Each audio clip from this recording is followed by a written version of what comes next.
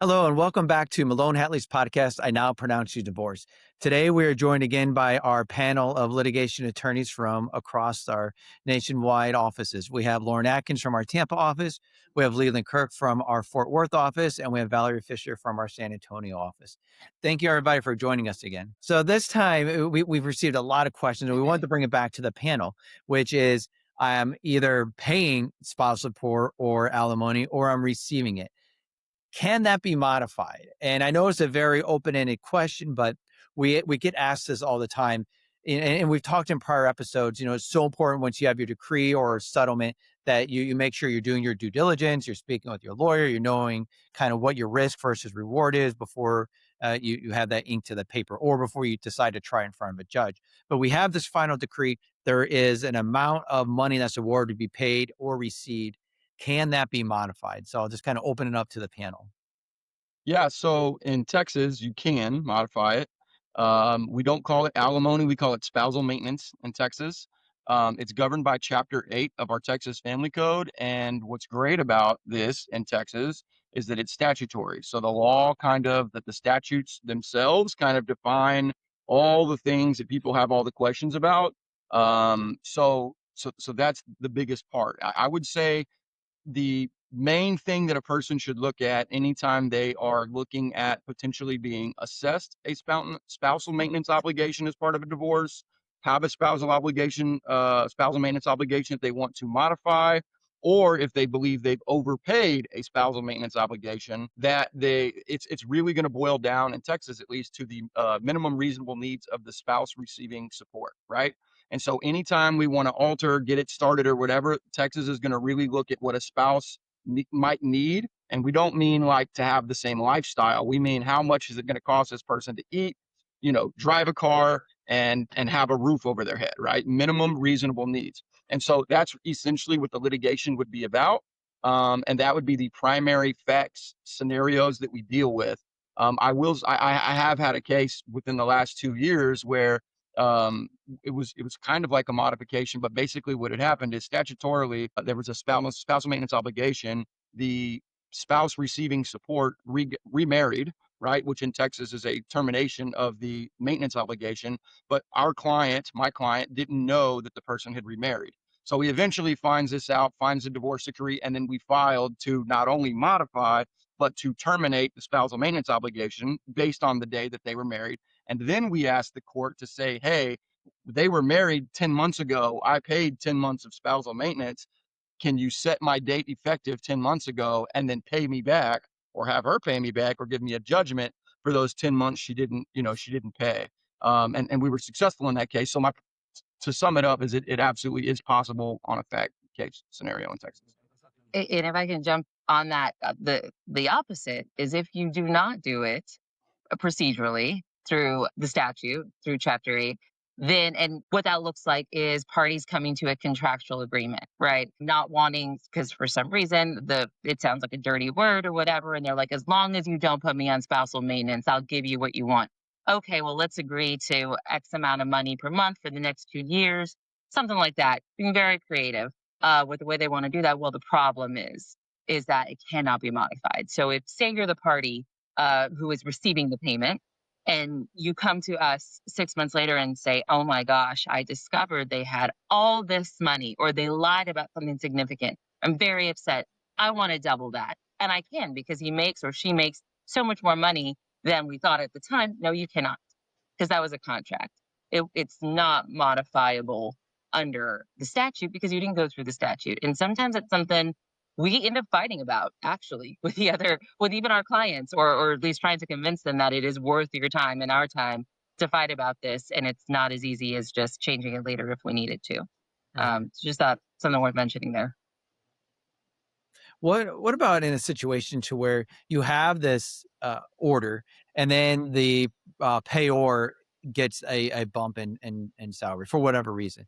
Is that grounds to come back and modify because now they're making more money? Or is it you can only modify it based upon other change in circumstances? And if so, what are those changes in circumstances? Yes, you can modify in Texas based on a bump in pay, but it is hard. It's the issue of spousal maintenance, at least in our courts in our jurisdiction. It's something we really have to talk a lot about to manage expectations with our clients. Yes, it's statutory, certain amount of years, certain amount of evidence and proof to be able to show like this is what you need for your reasonable, necessary, needs. But also, what do you imagine the other side is going to bring us? The conversation of, well, why are you underemployed? You went to college. Why can't you have a job of certain amount of money to meet your own reasonable needs? You can't just sit back for the next year. It gets very contentious. So always difficult to get, even more difficult to modify. And to to piggyback on Valerie, if we're talking about a spouse's minimum reasonable needs, which is the statutory requirement for maintenance, the payor making more money does not change the payee's minimum reasonable needs, right? So just because they make more money doesn't mean that it all of a sudden costs me more money to live. So whenever the court makes that initial determination on what their minimum reasonable needs were or are, that can change. We're more likely to be able to get child support rate or spousal maintenance raised whenever we have somebody that finds out shortly after the divorce or while the divorce is pending, just not realizing the seriousness, some sort of terminal medical issue or some sort of medical issue that's going to require long-term care or something like that that wasn't anticipated at the time of the divorce under the original spousal maintenance obligation. And we've now since realized how much, we thought they could work, but now they've been looking for jobs and they had a job and it turns out they really can't do that for whatever reason. So then that's going to change their minimum reasonable needs, whether it be health related or they need more care, or now they can't have a job, which we were Mhm. anticipating them being able to have, etc. And as Leland mentioned, if they get remarried. So begs the obvious warning, be careful who you remarry with, because they also may not be able to provide for your reasonable minimum needs. Flash Florida's with the very court. Florida's very reflective of Texas as well, and it's always going to be a need versus ability to pay. And so, if a payor's need goes up, you can modify, but you're not going to see a lot of that as much as how the payee's circumstances have changed. I need more because of this, like Mhm. Leland said, a health change, something like that. I tend to see more of the modifications with the payor who says my ex is now working or my ex is now cohabitating. It doesn't have to be marriage. If they cohabitate, they're sharing expenses, Mhm. they're holding themselves out as a married couple, as the Florida law says. Their power bill on the same lease in an apartment. They don't have to remarry under Florida law.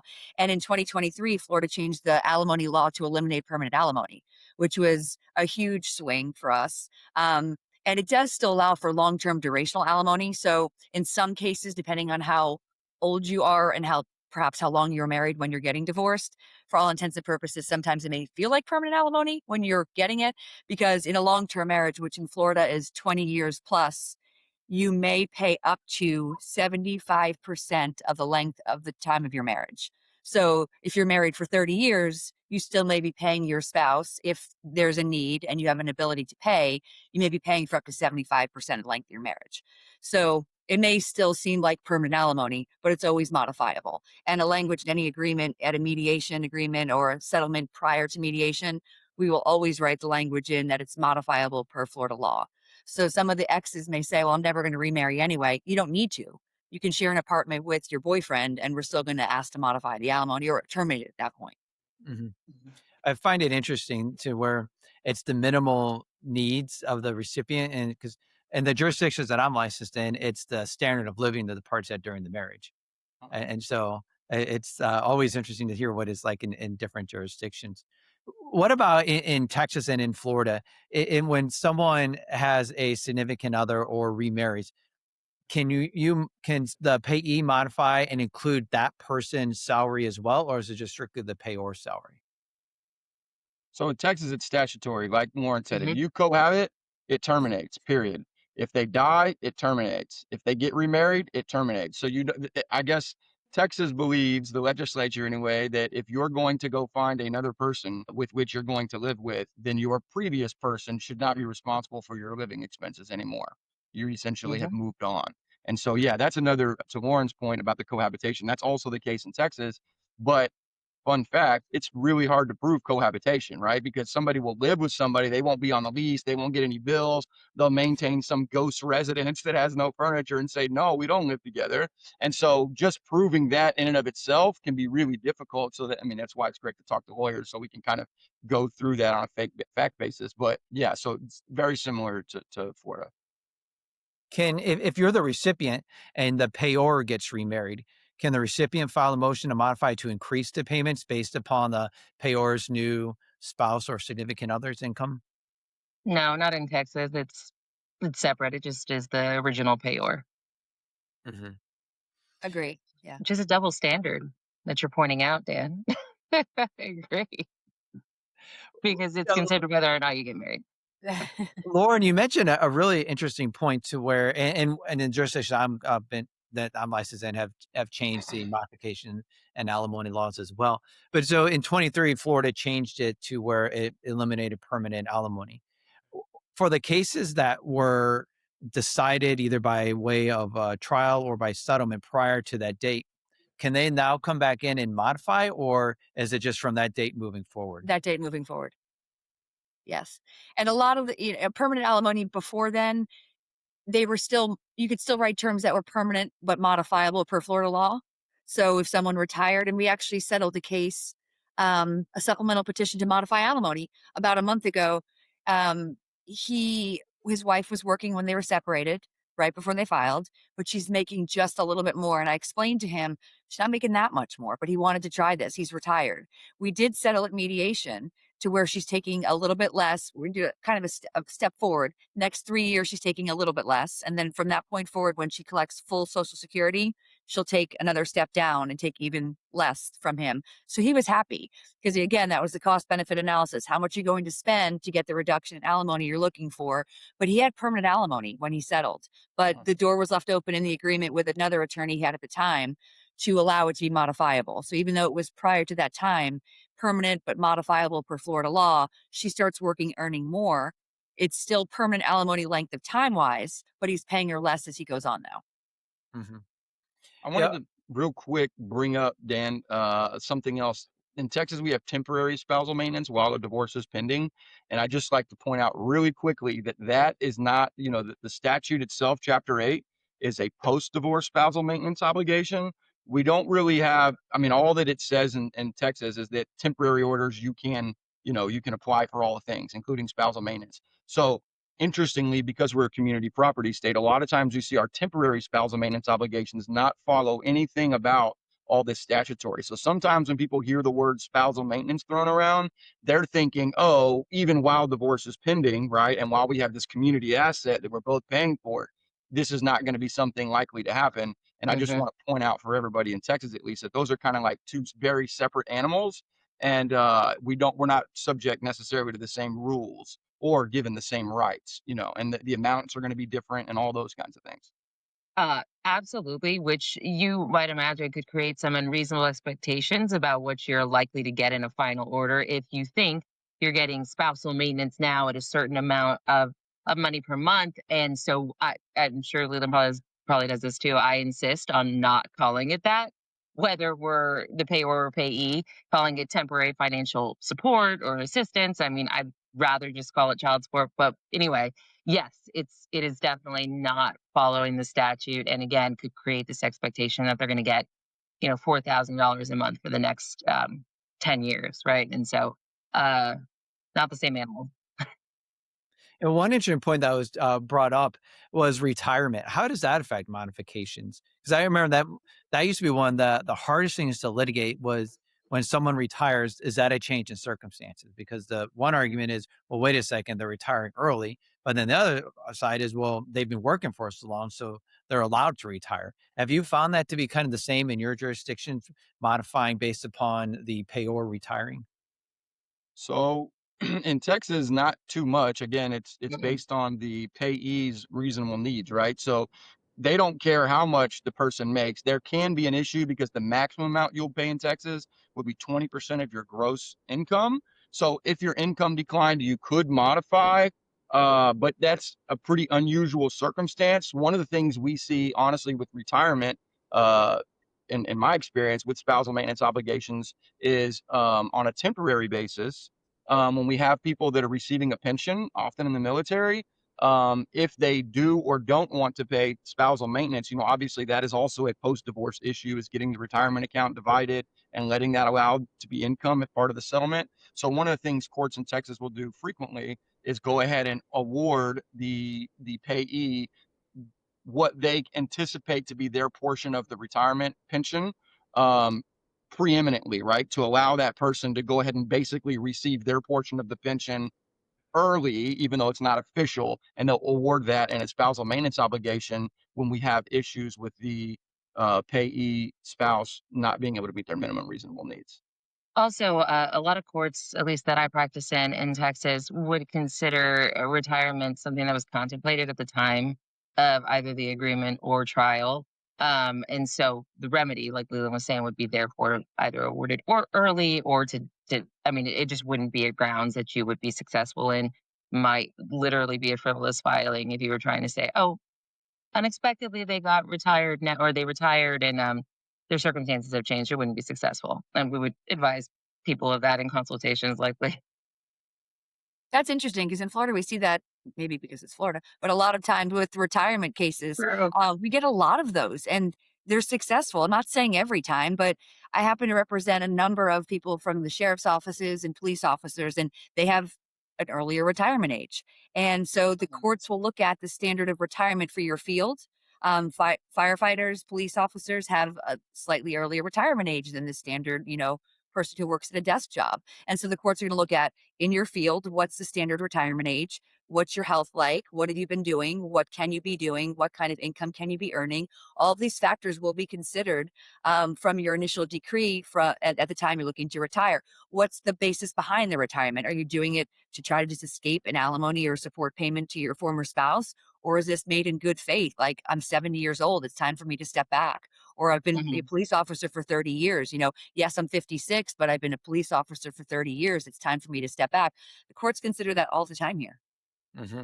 Wait, they would consider it would just be something in the trial on the merits, right? Leland, wouldn't you agree in Texas? It would be evidence to, if you're trying to limit, right, what you're going to be paying and the duration that you're going to be paying in Texas, we would say, well, you're likely as a police officer, you're right, Lauren, to retire early, um, and stuff like that. So it would be, as long as it's part of the original trial on the merits, it would be very difficult to then modify. But if a change in circumstances or injury on the job, something like that, were to change that, then perhaps you might be successful. But it's somewhat difficult to modify, in my experience in Texas. Yeah, and I was gonna say I think it's really hard to modify also because in Texas, like I said, we're talking about these payees minimum reasonable needs, right? So I mean, from a maximum perspective, if a person's paying max, right, and they're making $100,000 a year, let's say, and so they're paying $20,000 because it's maximum 20% gross. So they're paying $20,000 a year, and then they lose their job or retire, et cetera. We Hmm. could modify that downward to whatever their new income would be, which would include retirement income, those sorts of things. But we would also consider assets. So let's say that their income now is just their pension, right? That's it. But they've got a 401k with 300 or $3 million in it. The court's not going to address it downward because they're drawing from their 401k. Alternatively, if they have no money anywhere and they now, they got hurt on the job and they're only allowed their pension or their disability check, then that would be a perfect scenario where they would modify that downward and the spouse's minimum reasonable needs at that point might swap completely. Hmm. Hmm. That would And be I mean, that's giving me a headache thinking about having to defend that in court because like you might be getting into territory where you're recharacterizing the final property division, which we don't do in Texas, right? Like whatever was divided day of that was signed and entered with the court, we don't change property. You can change other things like spousal maintenance, child support, but not property. And so we might get into changing that division, which gives me a headache. But we would do it if we had to. Yeah, I want to thank you again for your time and talk about modifications and just how unique that they can be and hard to either defend or to pursue. So, if those who are joining and listening in, if you're either thinking about a modification or you're going through a modification, give Melone Hatley an opportunity to review this with you to make sure that we're moving your case forward in the best possible way for you to make sure you're protected. Or if you're considering modifying, give us a chance to kind of talk that through with you to make sure that, is this the right time? Do you meet the actual threshold pursuant to the statute in that jurisdiction? Lauren, Leland, and Valerie, thank you again for your time. We really appreciate it. And for those of you who are tuning in and listening, thank you for doing that. And please continue to review, like, and subscribe. And please continue those 5-star reviews. We really do appreciate those coming in. So again, thank you all. Appreciate your time.